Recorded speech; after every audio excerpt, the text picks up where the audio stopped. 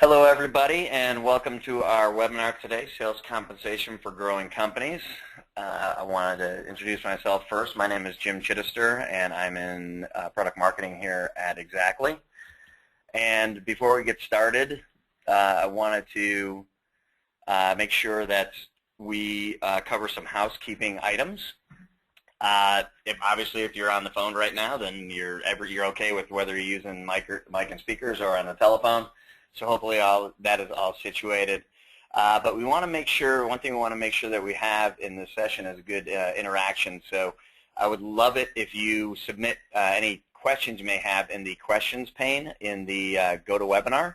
And that way when we get towards the end of the session, we will cover any questions that you might have with given the time allotted. And if we don't cover those questions today, then we make a commitment to get somebody back to you to answer that question. So with that, let's get started. Again, my name is Jim Chittister. I'm Marketing Director here with Xactly, focusing on the Express product, our product that focuses on the growing emerging companies segment. And what are we going to talk about today? Well, first we're going to go over just a little brief overview of why sales compensation is bigger than you might think and why it's so important. We'll talk a little bit about some of the barriers to achieving incentive success, and then we'll talk a little bit about rules to follow as you're building and managing your sales comp plan. And then we're going to talk a little bit about variable compensation with different roles that you may have in your sales team, because everybody shouldn't be compensated the same way. And then we're going to talk about the musts of managing your incentive comp once you have it set up. And then we'll talk just a little bit about Xactly, and we'll go over Q&A before we do that. But I just want to kind of give you a little lay of the land as we start our conversation. So first of all, so why does it matter? Why is sales compensation, excuse me, and incentive compensation important thing to discuss? Well, you may not know it, but we spend more in the United States as companies on sales compensation each year than we do on advertising. So specifically about 3 times more. And the interesting thing is we probably have significantly less rigor around how we manage and look at it and run it. And especially in growing companies, because in growing companies you don't always have a compensation specialist who knows exactly how to do it, who's responsible for running it all. Typically, you have maybe the salesperson, typically it's somebody on the finance team that is managing and running and building these plans. So not only it's not their day job, but they're doing it as part of another role to help the company be successful. So it is a big investment for companies, no matter what the size of your company is. So what we want to kind of show here is, as we make these investments, typically how are companies doing? So this is based on data that we've seen where you're talking about what certain levels of achievement in terms of how they're hitting their target incentives. So you see it's kind of, some are successful, some are not successful, and some are kind of middle of the road. So it really depends on, again, building the right compensation plan, incentive compensation plan for your team and for your company, and then managing and delivering that on a regular basis. And we'll talk about how, what are some of the issues in building successful comp plans and then running them. So we'll go through that as we have our discussion today. Another thing I wanted to point out here too is the research shows that about 70% of employees say they would work harder if they were better recognized. So again, it kind of goes back to companies make, whether larger or growing, make a big investment in incentive compensation, and the reason being is, employees would work harder if they claim they're better recognized. So what's the problem here when we're developing and managing and building sales compensation? Again, keeping in mind that and the whole point of the discussion today is, we're talking to, if you're sitting on the webinar today, you're a growing company and you don't necessarily have the expertise, or you don't necessarily have the resources decked behind it. So let's talk a little bit at first about, what are some of the barriers to being successful with your incentive compensation plans. Well, first and foremost, it's typically a broken process. So I'll dive into these a little more in detail here in the upcoming slides. but that's one of the major reasons. You have a broken process, it's hard to manage, it's hard to handle, it's hard to keep track of. You're not going to be successful with your compensation plan. Second, kind of delay in payment and misalignment of goals. So when you pay somebody, or when you have an incentive plan, you have to make sure that it's responsive and timely so that you reinforce that behavior, and you have to make sure that they're focusing on the right things for the company and for themselves.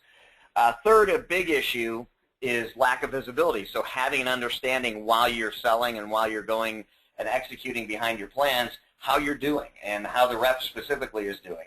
And then lastly, it's unclear ownership. So who owns it? Again, kind of depending on the size of the company and the spot in your business life cycle.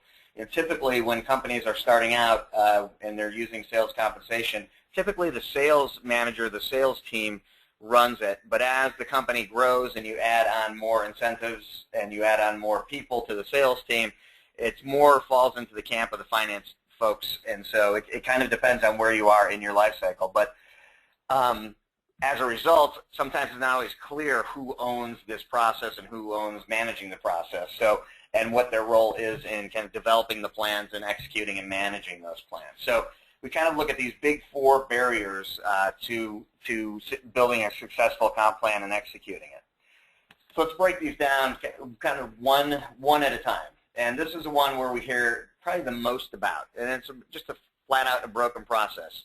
The majority, if not all, of actually the customers that we see and people who are actually managing incentive compensation out there are using Excel to manage their compensation, and they also have that incentive compensation information and that data sitting in several different applications, whether it be your CRM application, whether it be your ERP or your general ledger application, and it could be in some other, and it could also be an Excel spreadsheet. So you have a ton of data that needs to be collected and organized and formulated to figure out what goals were achieved and how much needs to be paid out on it. And as a result, and we do know that 1 and 1 doesn't equal 3. So as a result, what happens when you have all these difficult data workflows, you have somebody who's not managing those processes all the time. It's kind of once a month, once a quarter. It really creates a situation where the process is broken, and it creates what winds up happening is you have inaccuracies and delays, like we talked about. So the inaccuracies can lead to overpayments and underpayments, mispayments, and it's a really again, since you're not doing it day in and day out, it becomes an arduous process that maybe doesn't get the attention it needs again for the investment that you have. So that's one reason or one barrier. We talked a little bit about misalignment and delay. So sales teams don't always understand what their plan is. If you look at that quote there at the bottom from CSO Insights, only about 40% of business leaders said their salespeople even understood their sales compensation plan. So you got to keep it so it's understandable and it makes sense to the sales team, and you have to make sure that it aligns, their plans align with the company goals, because if the alignment on the goals and what the rep's focusing on is not in place, then they're going to wind up selling things that you don't want to do, or going after quotas that don't make sense for the overall success of the company. So that's one. Two is, because a little bit we talked about that broken process, if too much time passes between the effort that the rep exerts and gets the results, and then they don't get payment for it or understand why that payment is, or you're going to lose that behavior. So you have to make sure that it's responsive. Your payouts and your payments are not only accurate, but they're also timely, so that the rep sees that, hey, if I do a good job on following down this path, whether it be launching a new product and generating sales off of that, or increasing profitability, whatever it may be for your company, that they're getting compensated accurately, and they can trust the finances around it, and two, they're getting paid on time, so they don't have to wait for that paycheck. So that is another huge barrier to having it, because if somebody's saying, hey, it's not right and I don't get it on time, why should I even bother doing it? And then the third thing is companies don't always modify their plans to address changes in the market, doing maybe changes in the company goals, or maybe product launches, or different types of threats from competitors or in different regions. So Let's say that all of a sudden a competitor of yours launches a new product and they're really nailing down in the Northeast region. Well, your plan might not be to push the specific product that competes with that. It may be just an overall revenue target.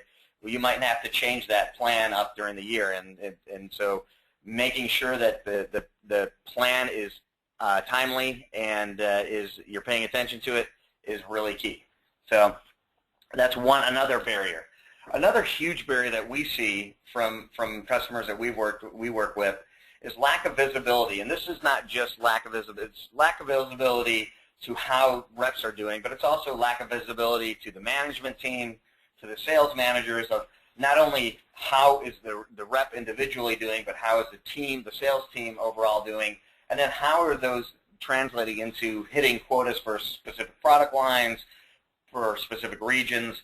And again, because this almost always goes back to the broken process, because you may be creating reports in Excel and that data is not in real time, then we have lots of what we call shadow accounting, where reps are figuring out as they go along how they're doing relative to their quotas. And again, they might not have all the information. So you have lack of visibility and clarity into performance against those quotas. And you have and that's universal across, it could be across the management team, it could be across the sales leadership, as well as the reps. So another big barrier to having successful compensation plans. And then lastly, on those barriers is who owns sales compensation. Again, we talked about this earlier. Is it sales? Is it finance? And again, these guys, everybody, sales, you want them to sell. And finance, they have to take care of a lot of the day-to-day operations and back office and front office operations that go with running a growing, quick, fast-growing company. And so that's not always top of mind. So who owns it? Who owns deciding, how the plan should be configured? Who owns managing the process? All those kind of fun things that go along with managing sales compensation in a growing company. Again, large companies have less of an issue because they have a team dedicated to it and they have experts focused on it. So in growing companies and emerging companies, a different story. And those are some of the barriers to making your sales comp work for your company. So given that, one of the first things you have to do and make sure that you get situated, we talked a little bit about making sure that you're aligned, or the misalignment causing a problem. First thing to do is kind of what are your goals? What are you trying to achieve with this with your incentive comp plan? A lot of companies think the only thing I should focus on is, or maybe they've set it up so that the only thing they focus on is just revenue, right? So, and again, sometimes you go back to, if it's a broken process, it might be too painful. We try to avoid pain in the situation. It might be too painful to either be more complex or recraft and rebuild the plans to focus on another metric. And so the first thing out of the gate is to make sure that you're focusing on what you're trying to achieve as a company. So is it top and bottom line growth? Are you trying to, again, we talked about the example of generating strategic product revenue. So are you trying to either compete with a competitive product, or are you trying to keep a competitive product out of a region or an area? Are you a young company and trying to get new customers just so that you can build some credibility in the marketplace? And it almost doesn't matter what the revenue is, it's just we need new accounts.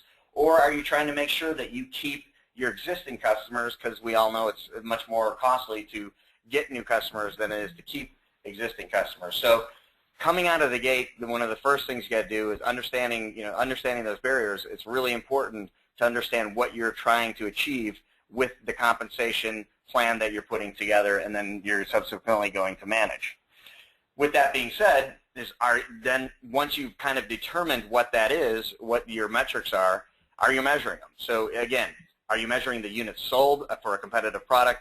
Are you generating the revenue dollars, recurring revenue dollars? Are you getting new customers? Are you focusing on profits? So make sure the part of incenting right is you're measuring what you're focused on, or measuring the achievement. And again, you go back to that process. If that process is broken, it's hard to do that, and then it's certainly hard to make sure that you get the incentives right and accurate and timely. So again, think about how important these things are relative to the the issues that you have in some of those barriers to making sure your incentive compensation plan is successful.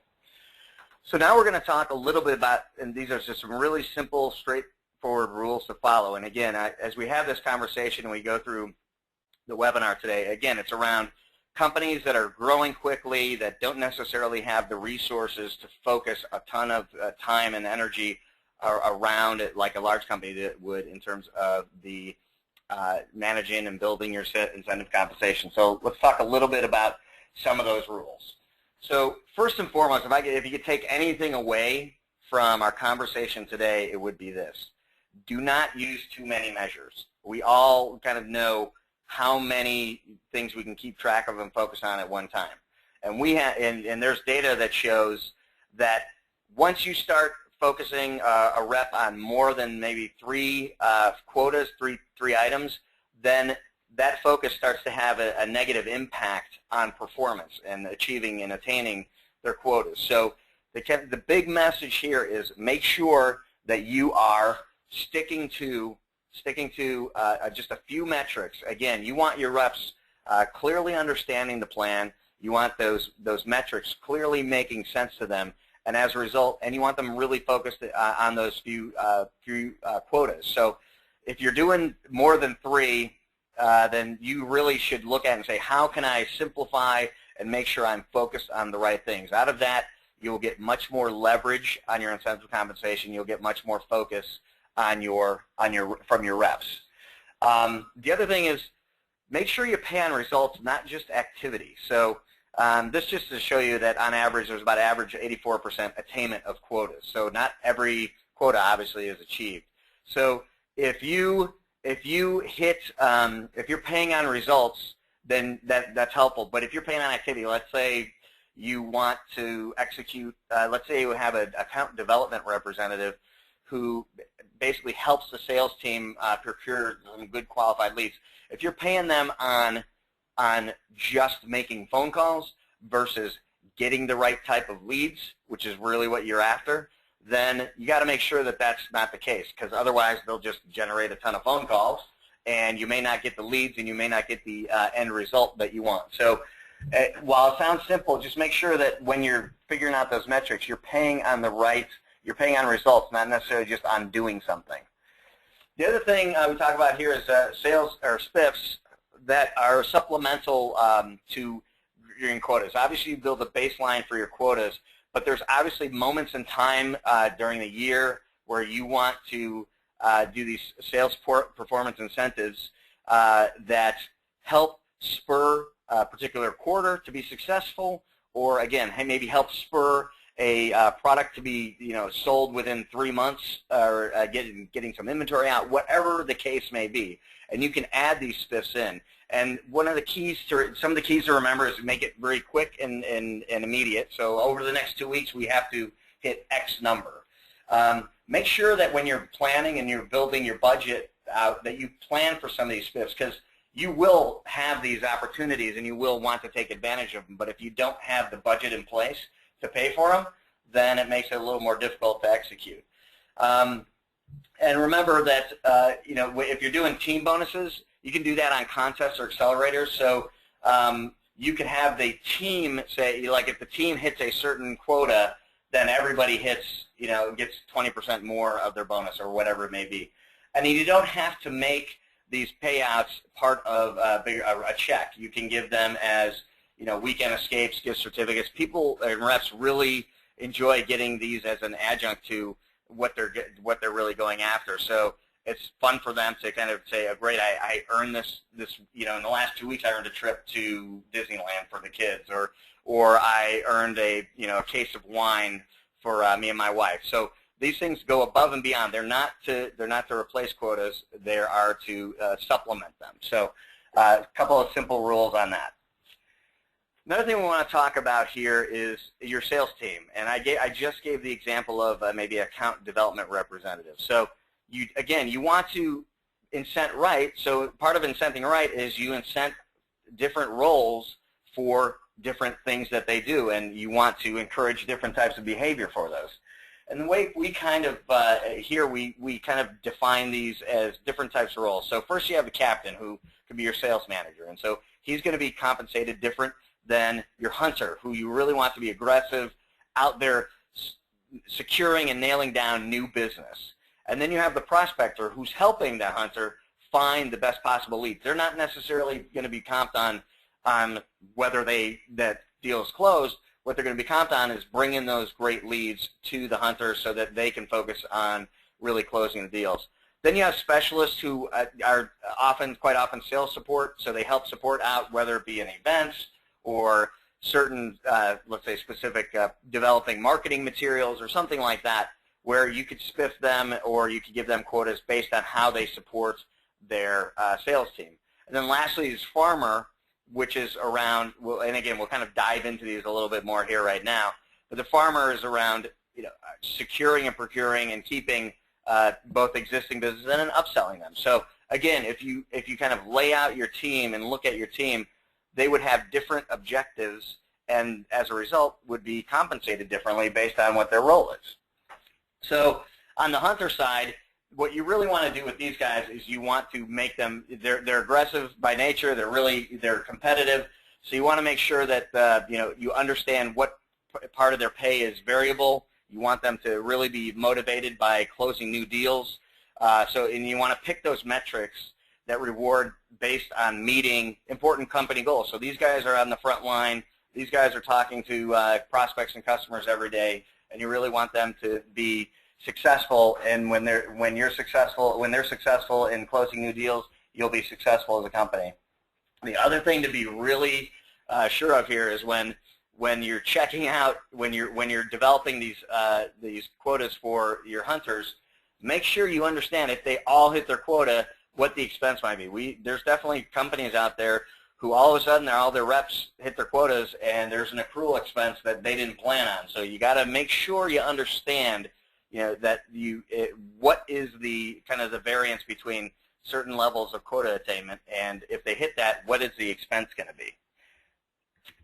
Secondly, we'll talk a little bit about the farmer, and again, kind of the farmer is around understanding what they can kind of keep in-house on renewals, and making sure that you're talking to your existing customers, and these guys are compensated for making sure your existing customers stick around, and also making sure that you're selling more of your product line into them as they become a satisfied customer. The thing you really want to make sure that you don't compensate your farmers on things that they can't control. So again, new business is not their realm, so don't compensate them off of new business. That's for the hunter. What they can be compensated on is a certain percentage of upsell to an existing account, or renewing a certain percentage of accounts that maybe were going to be going away or we're going to be churning away. So make sure that it makes sense for them. The other thing around that is, make sure you keep track of what periods you should keep track of for these guys. So if they're compensated on annual renewals, well, monthly quotas won't work for them because they don't necessarily will be able to hit those every month. They'll be based on when their customers that they're focused on year ends are up. Now you could certainly do upsells on that, but again, the timing has to make sense for the farmer on that. So the specialist, one thing you want to keep a specialist is somebody who has specific knowledge around either supporting the sales team, supporting a kind of a pre-sale demonstration. This could be let's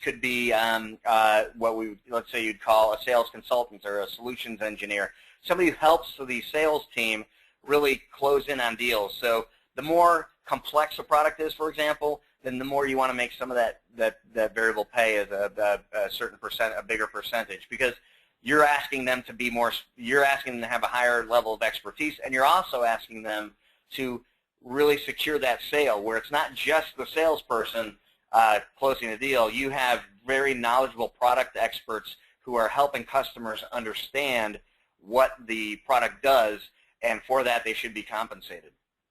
But they're also, keep in mind, they're supporting probably, you have reps, let's say solution specialists supporting a bunch of sales reps. So make sure that their quotas are based on the combined quotas of the people that they're supporting, and make sure that you reward them for other activities. So we have sales solutions experts and specialists here who not only support the sales staff, but they also help move new products. So since they're kind of learning about these as the product team's developing them, they'll integrate it into the sales pitch and the conversation. So oftentimes they'll be the ones to say, hey, you know what, you might want to think about, as you run into this problem, you might want to think about this new product that we have. So give them the opportunity to make some money off of that.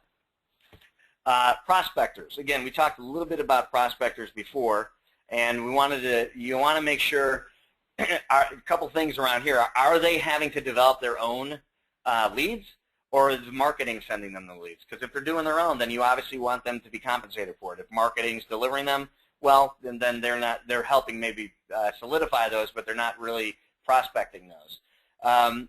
Is your prospector's incentive plan focusing them on the right types of leads? Do they know what the right types of leads are? So again, we talked about the example before where are they just making phone calls, or are they actually bringing in leads that make sense for the sales rep and that are going to lead to fast, efficient, successful closes and happy customers?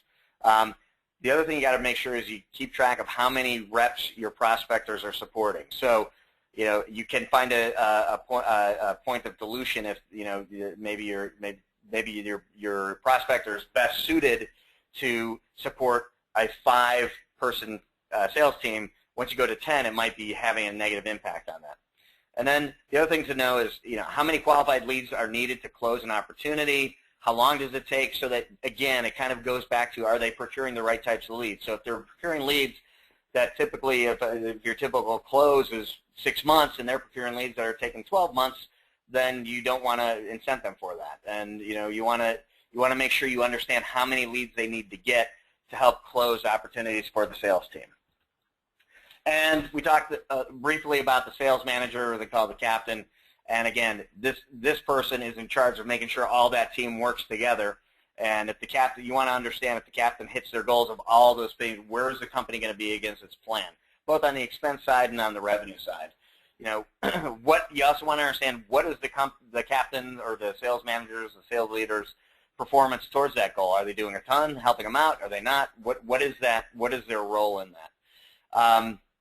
And how do you think? The other thing to keep in mind of that I'm sure if you're on a sales team you run into is make sure the captain's quota reflects open positions, new reps, and experienced reps. So, like you could have 30% of your team are brand new reps. They've only been around for a couple months. You're not going to have the same quota requirements in that first quarter maybe as you are going to be once those reps are up and running for a year. So make sure that as you develop, again, kind of the whole idea behind this is understanding again, growing companies, not a ton of resources to focus on this. So we're just trying to help you understand you have different roles. So in your sales organization, whether it be again a sales manager who manages a team, a solutions consultant or specialist that helps the sales team really deliver the sale by helping the customer understand how the product works, or again, kind of a prospector who's finding good leads. All these folks help make up a successful sales team, but you don't want to compensate them all in the same thing. So if you're just throwing a number out there of, let's say, revenue or profit, and the folks can't control those things, then you got to make sure that it may be difficult to set up or maybe more complex to set up. Again, that goes back to the broken processes. Make sure that process works. But to do it right and to build successful compensation plans, you got to make sure that you're compensating the folks correctly for what their roles are. So now let's dive in a little bit on some of the musts in managing sales compensation. Again, it's kind of like we talked about what are some of the barriers to being successful in your incentive compensation? What are your goals? What are you trying to achieve in making sure that you have alignment and you understand where you're going with it? What are the different roles? So what are the simple rules to follow that make it, you do those few things, it's going to make you more successful in your investment, and then kind of the different roles. So now, as you're managing the compensation, what are kind of some of the what are some of the musts that you need to have? First of all, before you get going, you got to make sure that you have alignment. And typically, we wind up having the problem between sales and finance.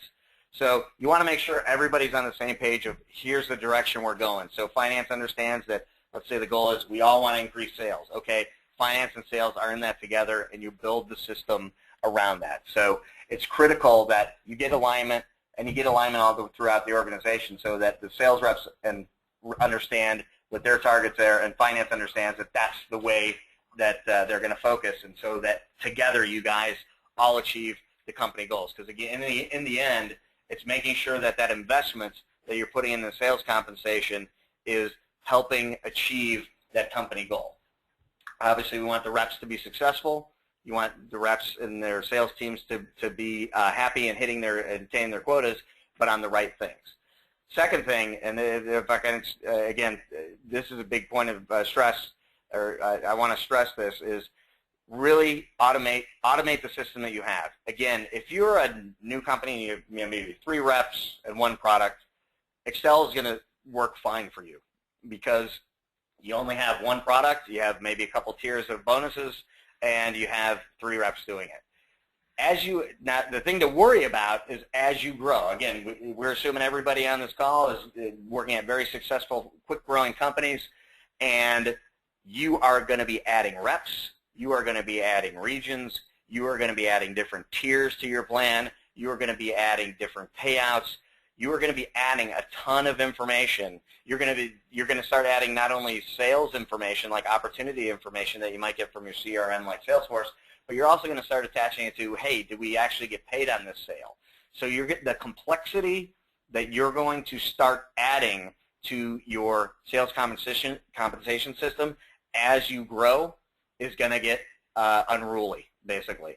So, and if you're on the call today, you may have already, experienced that. Again, well, like I said, most of the folks that come to us are using Excel, and on 100% of almost 100% of the customers that we talk to on the Express side, almost always have errors in their spreadsheets, which goes to the issue here. So Gartner says that 3 to 10% errors on manual comp systems. So if you're doing your compensation and you're gathering data from different places, whether it be your CRM, your ERP, you're funneling them into spreadsheets, you're recalculating those spreadsheets. I've seen some amazing worksheets.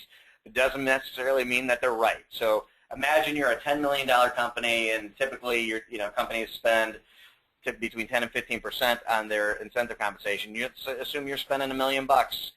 Assume you're off. You do that 10% off. That's a $100,000 error, and you could be writing a check or checks to sales reps that you don't catch, and they're certainly not going to let you know. They'll let you know if you underpay them. They're not necessarily going to let you know if you overpay them. So that is always sitting out there with manual compensation systems. The other thing that you're not alone if you're using Excel. Believe me. So there's most companies use Excel and manual processes, and that's the biggest. They note that 76% say the problem is the manual processes using Excel, and most of them use Excel as an integrator of data, which it creates a problem. So again, now if you don't fix that problem now, when you go from 5 reps to 10 reps to 20 reps, where's that spreadsheet going to take you? What are the issues going to be? Now take that. Let's say you're a $10 million company. Now you're a $30 million company. Now that incentive compensation went from $1 million to $3 million. Now that error, if it's a 10% or an errors, that's what, 300,000. So 10% of that, yeah, 300,000 error.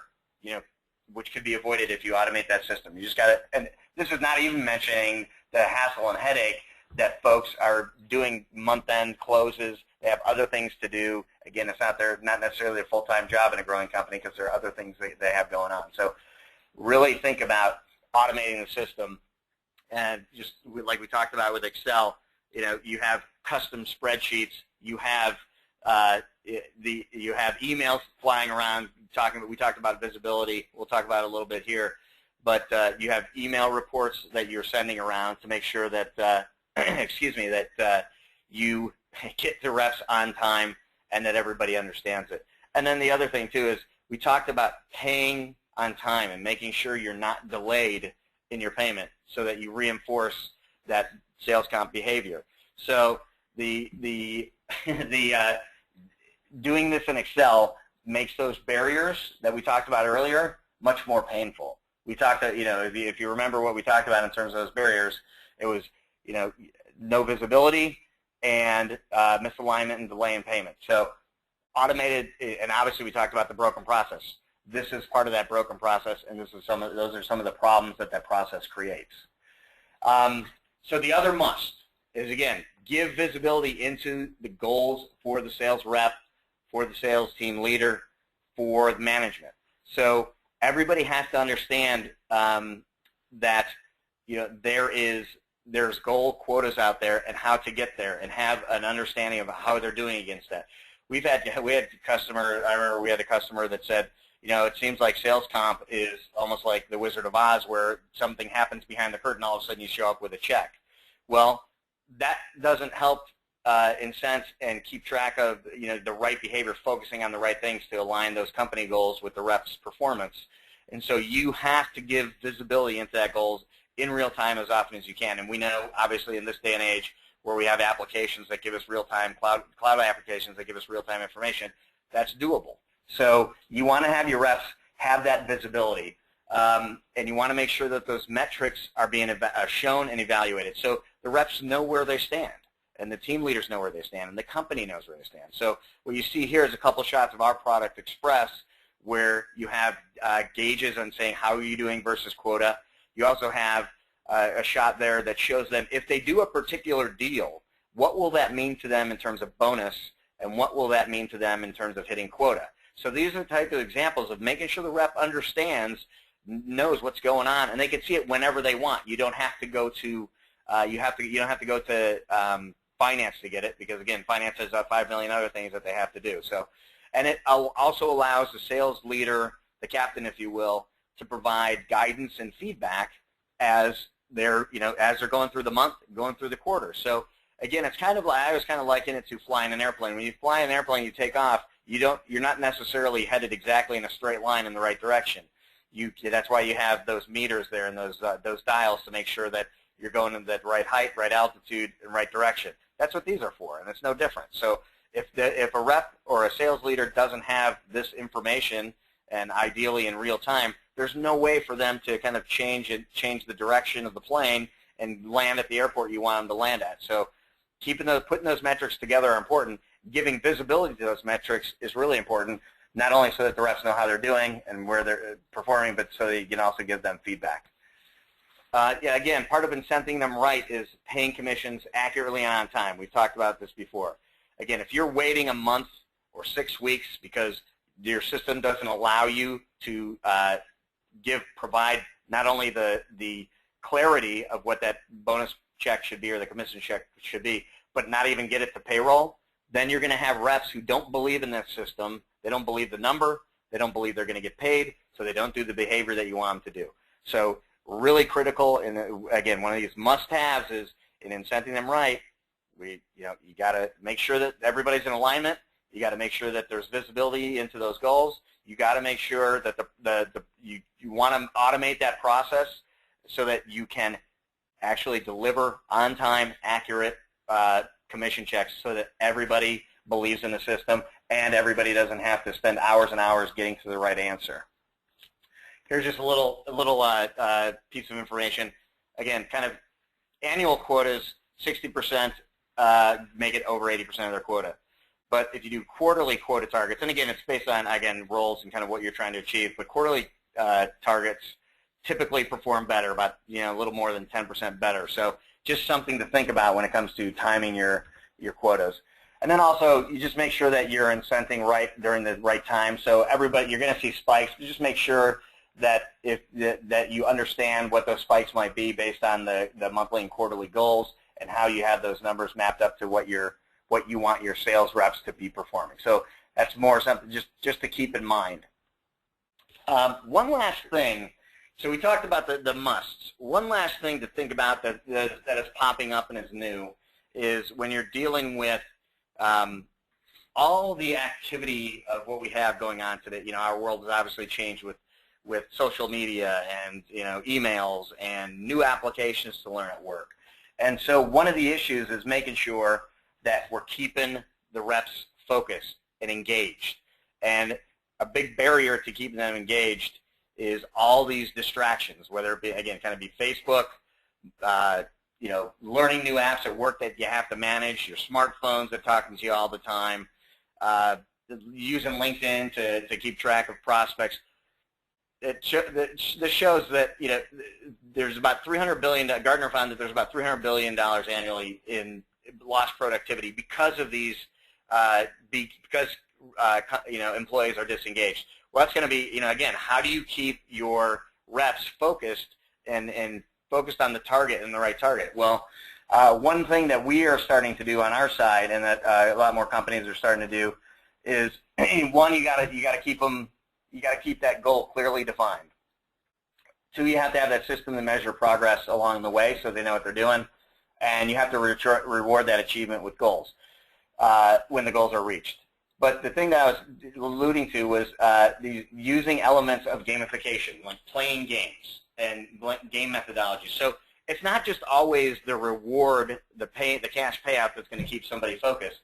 We all like to play games, and you see this in like video games. I don't play a lot of video games, but you understand the concept, which is you have a task, you have a goal, and you have certain things you have to do it, and you're constantly getting reminded of how you're doing against it. So what we've started to do is use gamification elements to help reps stay focused. So there's 4 kind of elements that we focus on, and obviously first is your reward. Those are your traditional commission checks. But you also have competition with other reps. So how do I stack up against other sales reps on my team or other sales reps across the country? Status. Where do I get a gold medal for the year because I sold X $100,000 worth of product? And achievement. Did I attain these goals like President's Club? So there's all these elements in motivation, and it's not just commission. So one of the new kind of elements that we see, again, kind of due to disengagement, due to distractions, is how to re-engage and refocus and motivate your reps. And it's not always just the hard dollars compensation. It's other elements. And one of the things that we're focusing on is trying to integrate a lot of those, what we call gamification elements, into making sure the reps, are engaged and focused, not only with the dashboards, but other games that make it a little more fun and engaging. So what are some other things to think about, just at the top line, is first, make sure that the quota attainment focuses on the results. You can use spiff payments to help, earn revenue and other, kind of growth things. But if you want to, you can use spiff payments to help on margin if you want, to increase profitability, or other measures for other clients. So, but just make sure your quota attainment focuses on driving business growth. Make sure your reps are focused on their primary measures. So again, we talked about make sure there's 2 to 3 measures at most that they're focused on, and you don't have them focusing on 6 different things because you will see drop-off. Assume 80% quota attainment. This has to really go with planning. So when you're putting together your annual plans and you're assuming that reps will hit 100% quota, that just won't happen.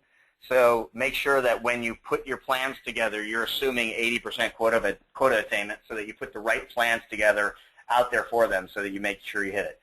Know your expense. We talked about this a little bit earlier. Know your expenses if all your quotas are met. So again, you don't want to. So it's great if they're selling more, but what you don't want to be, what you're surprised about, is a huge accrual expense that says, all of a sudden you owed twice, you had, increase your expenses by significantly more than you wanted to. And then the other thing is make sure that you ensure there's sufficient opportunities for all reps. You might have certain regions that have more prospects than others. Make sure that you kind of divvy those up so that all reps have the same, have the opportunities, or at least their quotas make sense for what the opportunities that they do have. So those are some other things to think about as you're going through. So that's it for our presentation today. Thank you for sitting through it. We got a couple questions here that I'll try to attend to. So a couple people have asked about getting the recording for the webinar. And that is certainly something we'll be doing for everybody. So we'll be sending out the recorded link to everybody within the next 48 hours. If you don't get it, please contact us and let us know. We'd be happy to, be happy to take care of that for you. So Brian Brian asked the question, does Xactly have to integrate with just CRM, or does it also have to integrate with accounting software directly? So I'll speak to Express, because that's my, we have a couple products out there. One is Incent, that's focused on the enterprise, and Express, which is focused on the emerging mid-size or small, medium-sized businesses.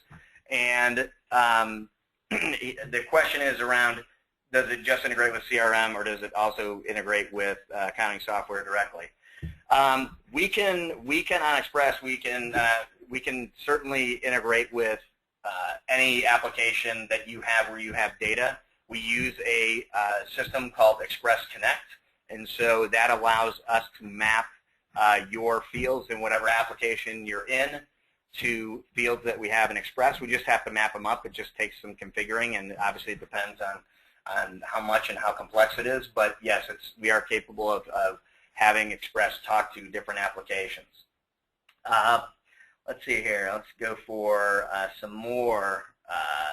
Okay, so Brian asked, yes, specifically for Express, and it is Express, so we can do that. And I just don't want to say anything incorrect about Incent, but I'm pretty confident they could do that as well.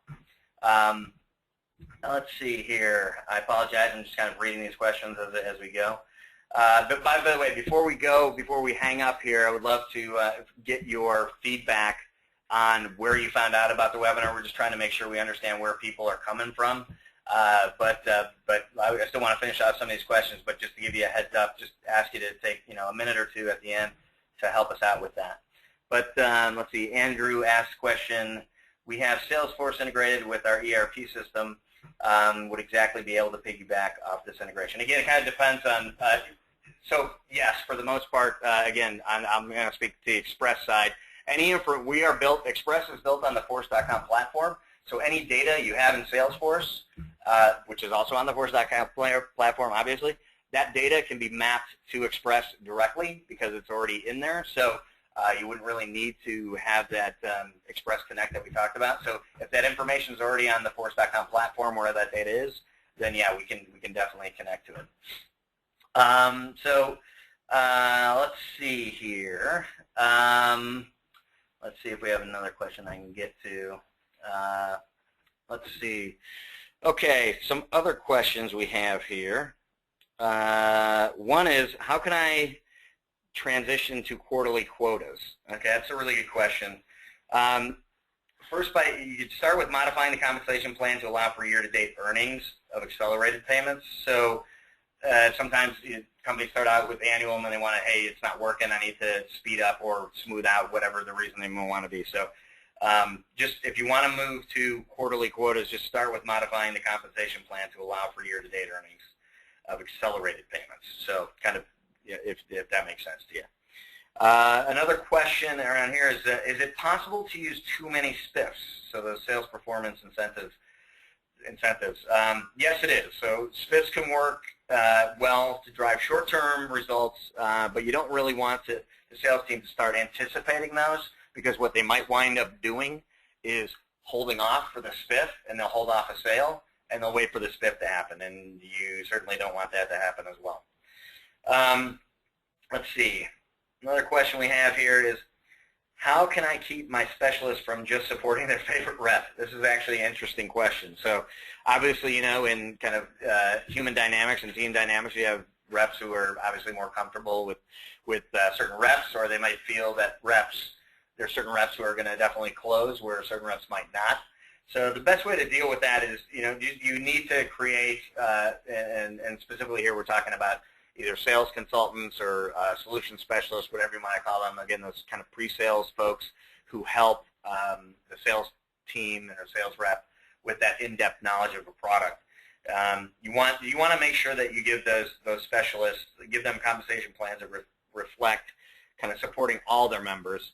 At the same time, you also want to manage this too. So some of it you can manage in the compensation plan, but some of it you can't. Some of it you just have to make sure that your sales leader is managing it correctly, so that make sure that everybody is being supported actively and with good success. So So again, some of those questions can be answered with, excuse me, with the incentive plan, but some of them just have to be managed by incentives. Okay, so I think that's it for our questions. Wanted to, again, kind of before we leave, tell you a little bit about Xactly. But first, we are a leader in SaaS incentive compensation management. We have over 500 customers that we do annually, just over over $6 billion in compensation. So we are focused exclusively on incentive and compensation. That's where our expertise comes into play. And so we would love to help you out if you have questions on anything from understanding how to build a good plan to how do you automate to anything you'd want to know that we can help you out with. So we would love to do that. And so for that, we would ask you to reach out to us and get in touch with us either at xactlycorp.com or give us a phone call. The phone number is here on the last slide. Before you go, we want to, we would talk a little bit about the payoff customers who have gone away from manual processes and come to us. The Aberdeen study shows that they are successful in many different variables that they're looking at. So just wanted to show you a little bit about that.